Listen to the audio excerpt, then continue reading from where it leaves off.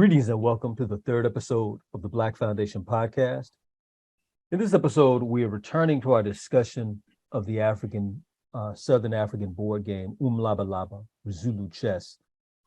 We've discussed this game before, but today we go deeper into the notable implications of the game as it relates to strategy, as well as it relates to worldview. Our guest this week is Brother Wesley Cox, who is a player of the game of Umlabalaba, a practitioner of capoeira, and a student generally of the African way. Welcome, brother. Would you tell us a little bit about yourself? Thank you. Appreciate you for having me. Yes. So my name is Wesley Cox. I was born in St. Louis, Missouri to Deborah and Andrew Cox. And so I've really began to delve deeper into the African way and understanding African consciousness in 2020. And so since then, my journey started in the practice of capoeira. And so obviously I found you, Dr. Kamal, from Twitter, and reached out interested in capoeira, and we began to practice. And in order to deepen my studies of capoeira, I've asked for texts that I might be able to read. And you referred me to Dr. Poe of the Black Foundation's work, the Beaba or ABC and Beaba of capoeira. And it's through conversations with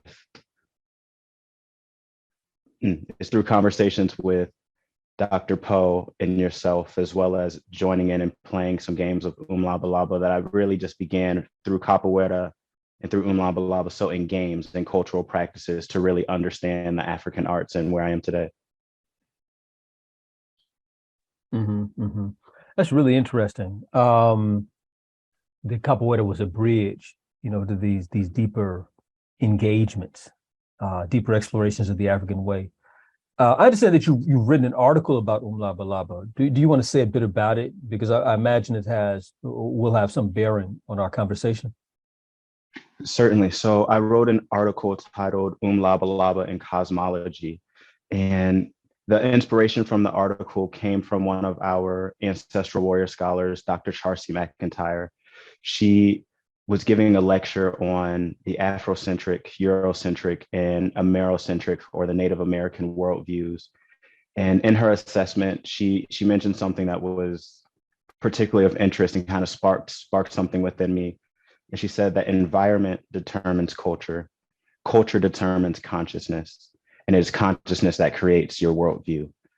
And so as I began to just move through the different activities I was doing on a daily basis, from capoeira, Umlabalaba, and even in my different work environments, just understanding how, in fact, my environment was determining how I moved, and how that movement determined the consciousness that I was using while in that space and time. And so as I used that foundation to look at Umlabalaba, I realized, a few things just that spoke to more of the general African way across cultures. And so when it comes to the environment of Umlabalaba, we can see there's 3 concentric squares with intersecting lines that create 24 points.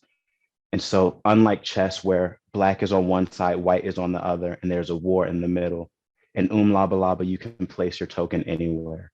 And so instantly what I took from that was that as African people, we know we live in a diaspora. And so our environment is not where we find ourselves being born, but the earth in general, to be stewards of the total cosmos. It's just the earth is where we're physically placed, but we can move anywhere on the board as long as it's unoccupied.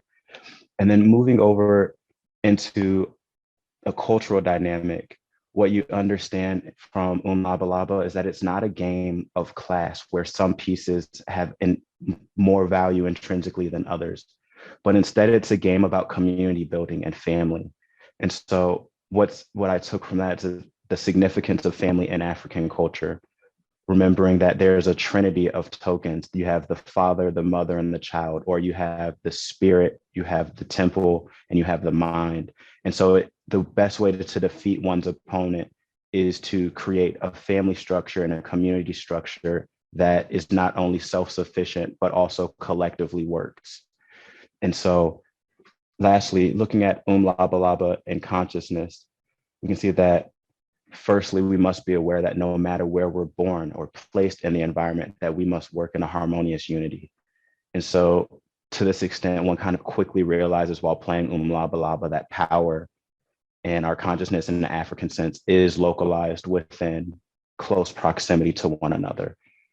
And again, kind of going back to that understanding of collective work and duty that can be seen when you're looking at Umlabalaba as far as how you're moving pieces in different corners, and the fact that when you can be, one place can move you from one hemisphere to another. And so in that sense, it almost, I guess the word reflects what agriculture or what war might be. When you collectively are cultivating and tilling the land, you're preparing the earth and the soil for the sowing and the harvest that can feed an entire nation. Or likewise, when it is time to defend oneself, you're going to need your entire community to act in accordance with one another in order to protect yourself successfully from your aggressor. And so I said that kind of frame of looking at what the environment is, how that environment shapes the culture, and how that culture influences the worldview, was kind of something that I wrote about as far as Umlabalaba. I really appreciate that. That's rich. And I appreciate like your engagement with the game and its implications. The game is a type of sibayet. Sibayet, for those that don't know, is a Kemetic word, a word from ancient Egypt that refers to instruction. And so you approach the game as a sibayet, and we're able to glean from it a number of really profound lessons. So I have a number of questions prepared for you, and I, doubtlessly some of these questions intersect with some of the things that you've raised in your article. And what's interesting is that, you know, whereas Umlabalaba and the efforts to popularize it in the United States are in the very early stages, the game is very popular in Southern Africa. Apart from Dr. Edward Poe, I'm not aware of who else is an exponent of this game. And so when and how did you hear about it? So I did first hear about this game through Dr. Poe in talking strategy for capoeira and an understanding that one should first remove or defend themselves, displace themselves from the attack, arm their own attack, and then execute that attack. He was saying that a game that is very good for developing one's mental capacity for strategy would be Umlabalaba. And so I read his work on Umlabalaba, as well as began to play various games with him online. And that was, in fact, my first connection and with the game. And so since I've played with some others that Dr. Poe has taught, and across the U.S. as well as outside, and so it was mostly an organic thing that came out of my relationship with Dr. Poe. Mm-hmm, mm-hmm. Yeah, this is interesting too. I remember some summers ago, it must have been before COVID, so I guess this would have been the summer of 2019, doing the same thing, that is introducing my capoeira students to Umlabalaba. And it was, again, for that same purpose, to get them to engage with this idea of strategy. That is, because when you're playing capoeira, oftentimes you're concerned about avoiding the blow and initiating an attack. So avoiding attack and initiating an attack. And so let's say that's sort of this fundamental, rudimentary level of thinking. And oftentimes when you're in that mode, you're not thinking at a higher level in terms of strategy. And so I thought, let's deal with sort of not so much an abstract exercise in strategy, but a game which models strategy for the sake of that quality being internalized. Interestingly enough, so it's very interesting that he would use it in the association with Umlabalaba, and I must have gotten that idea from him, because also around that same time, maybe 2018, 2019, I was teaching capoeira to school, and same thing, my students, man, they were pretty animated. And I remember one day, the day I decided I wanted them to understand strategy. So I sat them down and taught them Umlabalaba. And that was the most focused and attentive and quiet I had ever seen them. So it really is a fascinating game, and really seems to follow very similar principles to capoeira, which is interesting. You seem to express some of these things before, but I'm wondering if you can say more about what effect playing the game has had on your mind, and also how it's changed your worldview. Certainly. So I'm even kind of picking up on that last point about how focused your students were when they were once very maybe animated and energetic. Umlabalaba has definitely had a pronounced effect on my mind. And so in overview, I'd say that it really has helped me build my memory, but also to concentrate. And in those two things, you begin to get a clarity that allows you to then have foresight, and seeing things before they're coming, which then increases your ability to strategize. And so that second part, Umlabalaba has influenced my worldview by really solidifying the significance of nation building and the role that nation building or community building and the collection of families is going to play in the reclamation of Black culture, self-esteem, and governance. And so, in truth, growing up, I was very into European philosophy just coming through the public school system. And so the idea of individualism was what was most often shared. And so it was in this African way that nation building superseded the possibilities that individualism so-called speaks to. And so I'd say Umlabalaba, for me, what one of the main things that it's done is it's demonstrated the interconnectedness of all things. And going back to that culture or the environment and the culture and the consciousness, you have the cosmos and the environment that you play on, but then the people, the animals, et cetera. And so I'd say, honestly, having been confused by the thrust of individualism, Umlabalaba has been a very potent remedy to kind of realign myself with the centrality that is family and community, and in that case, interdependence upon one another. Mm-hmm. That's interesting.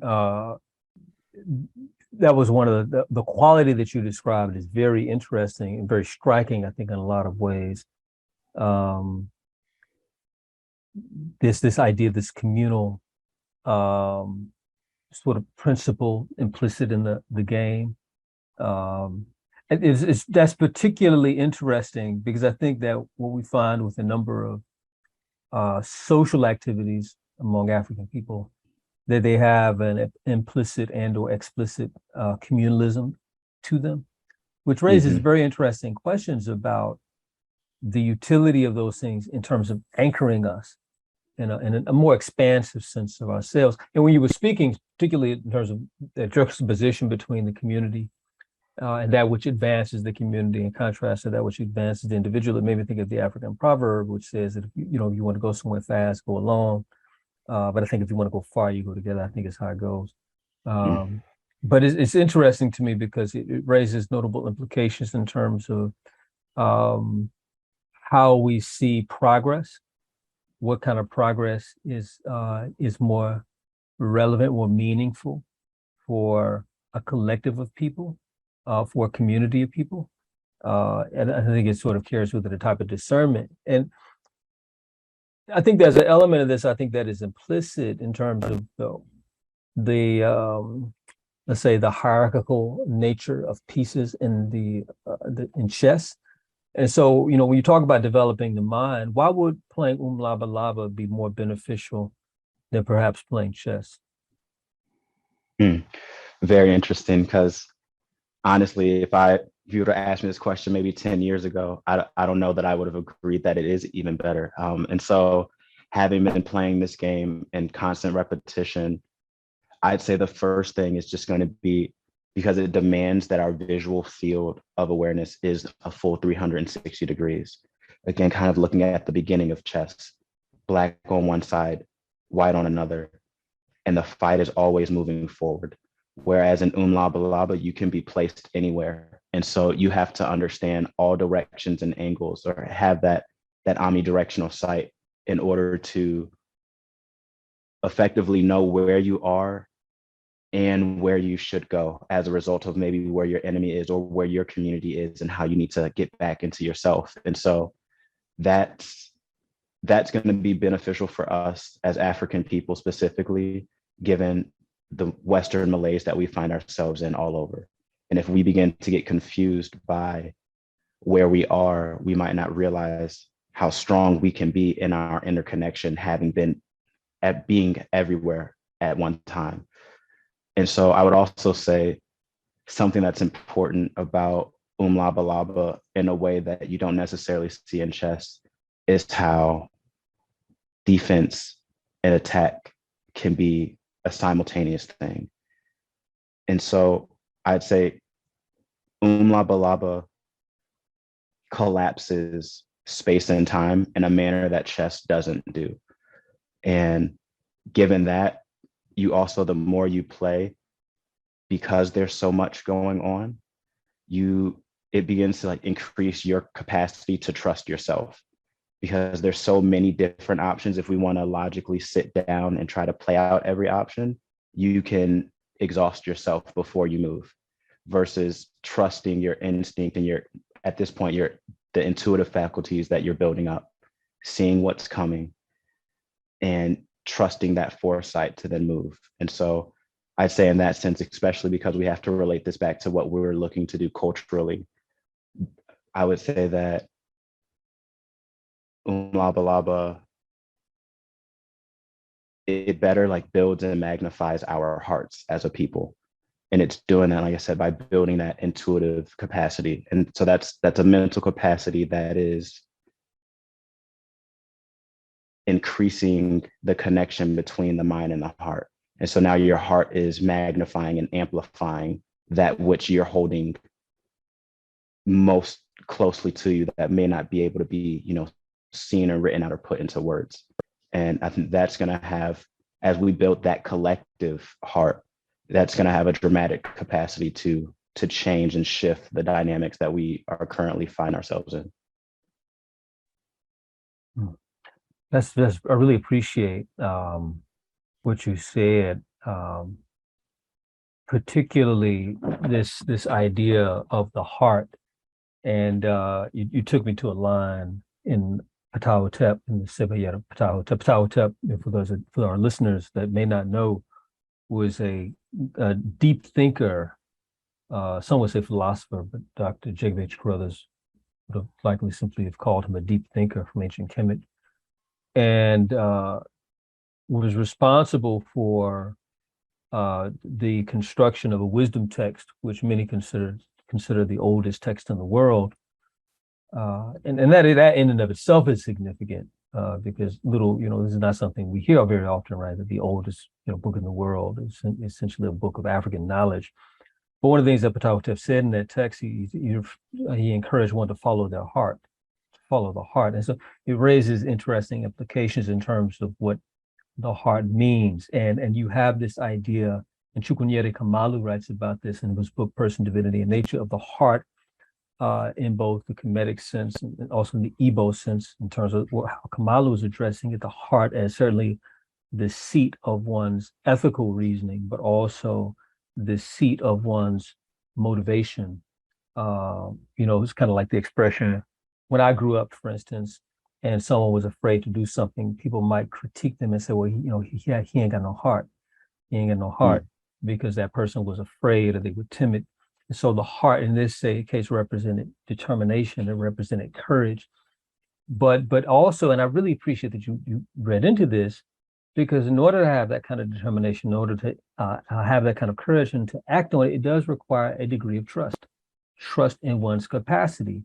And I think more broadly, in terms of the way that you're positioning this, trusting in the capacity of our culture, trusting in the capacity of our way, as Ayikwa Ma would say, trusting in the capacity of our ancestors and the types of traditions which they formulated, and the potential utility of those traditions to facilitate our restoration. So that's very interesting, the way you position that. So one of the things that, clearly you've thought a lot about this game, reflected on it very meaningfully. So what have you done thus far to promote the game? And also, what are your plans in the future in terms of its propagation? Yeah, so I've spoke to family and community a lot as far as being a central pillar of the game. And so in promoting the game, that's also been the first pillar of my efforts, is sharing it with my family, my mother, my father, my brothers and sisters. We all play, and I have a pretty large family. I have 5 sisters, and a little brother and two brother-in-laws. So there's plenty of us around. And so there's not a single house in my immediate family in St. Louis where I can go where there's not an Umlabalaba board. And most of them, if there's a chessboard, it's sitting on top of the chessboard, right? And so I play with my family because we get very competitive. And so it keeps us engaged, but it's also something that's very quiet and meditative. And we've built the Black Foundation. If you go to app.zuluchess.com, has an online format of the game. And you can also download that if you type in Zulu Chess in the App Store. And so I've been playing with some friends, specifically one in California, as a way to just kind of connect. And so we'll play online from time to time, as well as playing with Dr. Poe and others. And so in beginning to propagate this game further, I'm working on just creating some online tournaments so that we don't have to use physical space and time as any sort of hindrance to the sharing and the spreading of our cultural games and knowledge and just our entertainment. And so looking at doing some presentations here in the near future, as well as beginning to just have some conversations like we're having today about Umlabalaba and its historical, cultural, and even social political implications, because right, we shouldn't just be entertained for the sake of entertainment, but also be getting something purposeful out of the game. And so I'll be doing another presentation here in a few weeks with Abibi Toomey, and just looking forward to kind of continue elevating the game with tournaments in person as well as online, trying to partner with some local Black libraries here in St. Louis and provide some games as maybe like another avenue for some after school programming and things of that nature. That's very powerful. That's very powerful. That's excellent. My last question for you is this. Finally, given the Black Stars Rising Star Initiative, and its focus on the unification of body, mind, and spirit, what role does Umlabalaba have in that? So again, with respect to the Black Foundation's Rising Star Initiative, what's the significance of Umlabalaba? So I don't know if you want to say, a bit about the Rising Star Initiative overall, or simply speak to Umlabalaba's significance. It's your choice. Certainly. So kind of, I would say all of those are going to start with really, what is the Black Foundation? And so the Black Foundation, Black, BLAC being an acronym, stands for Black Languages, Arts, and Culture Foundation. And so it was founded by Dr. Poe to foster a greater awareness and appreciation of the history and culture of Black people around the world, right? Our language, our art, our cultural practices. And so in this Rising Star Initiative, the Black Foundation has chosen capoeira as the exponent which develops our body and our physical temple. Chosen various African spiritual practices as a means of cultivating one's spirit. And Umlabalaba is going to play an important role as being chosen as the foremost component or pillar for the development of the mind. So as we were speaking about earlier, Umlabalaba's ability to, or demand for one's focus, one's patience, and as well as developing those capacities of foresight and clairvoyance. We're looking at using Umlabalaba as a means to, like you said, entertain us, but also develop our capacities in a African aspect and in an African way, in order to solidify the mind-body connection and its constant development. Mm-hmm. I appreciate that. It's a really dynamic initiative. Amos Wilson has an essay in his book, New African Consciousness versus the New World Order. And the essay, well, I think the whole title is New African Consciousness versus the New World Order. The subtitle is Garveyism in the Age of Globalism. And in that book, Amos Wilson deals with this idea of the total nationalist, and he talks about Marcus Garvey's work and Elijah Muhammad's work and how in their efforts to improve the condition of Black peoples, of African peoples, they approach these things holistically. Because if we look at our community to critical assessment, we find that our needs are numerous and exist in a number of areas. And so therefore their work also concerned itself with a number of areas where improvement was necessary. So I really appreciate the overall conception, right, of this idea of body, mind, and spirit, because I think it is an attempt to think holistically about the dimensions of personal and group development, but also particularly appreciate the role of the culture of African people in that endeavor, right? Because we are in effect both healing ourselves while also facilitating our cultural recovery, our cultural transformation. So that's very, very powerful. Did you have any closing remarks you wanted to share about Umlabalaba or anything else? No, I would just say that if anyone who's looking to maybe augment the entertainment, the games in their house, or even the teaching in their house, that Umlabalaba is a wonderful game that can be used to facilitate such efforts. And so I encourage everyone to just visit Black Foundation, that's BLAC foundation.org, as well as visiting their app store on their phones and downloading Zulu Chess, or going online to app.zuluchess.com, signing up and creating a profile and playing around with the game and seeing how it helps to change you as well. Because I think a lot of times we hear how it's affected someone else and take it at face value, and instead of engaging with the material ourselves to see how we can also personalize that information and share it in a way that someone else would not be able to. Well, much appreciation, Brother Wesley, for you taking the time to share with us both about Zulu chess, but also more expansively about the African way and the implications of this game relative to its reclamation. So again, I want to commend you for your work and wish you limitless success in those endeavors. So this is the third episode of Black Foundation's podcast, and we certainly look forward to you continuing on this journey with us, where in the future we'll explore other themes very closely related to the Black Foundation's Rising Star Initiative,